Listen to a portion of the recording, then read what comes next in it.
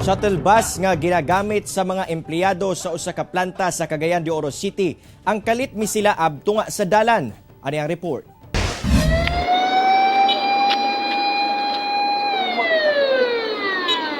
Nakurat na lamang ang mga motorista o residente sa palibot sa Zone 4 Barangay Bugo, Cagayan de Oro City.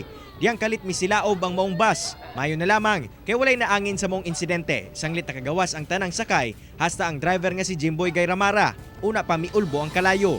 Ginagamit ang maong shuttle bus paghatod og sundo sa mga trabahante sa usa ka planta sa syudad.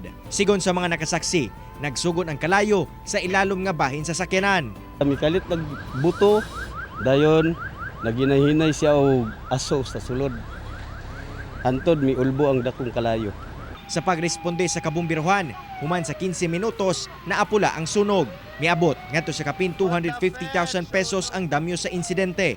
Padayon ang investigasyon karon sa kabumbiruhan kung unsa ba ang posibleng hinungdan sa sunog. Usually pag vehicular fire, no, kining mga automotive electrical short circuit, no, electrical ignition mo na kasagaran ko sa kining mga vehicular fire incident. Tambag sa otoridad nga sutaon gayod sa matag adlaw ang kondisyon sa mga sakyanan nga ginagamit aron malikay sa disgrasya.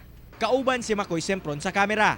Ako si Cyril Chavez para sa One Mindanao.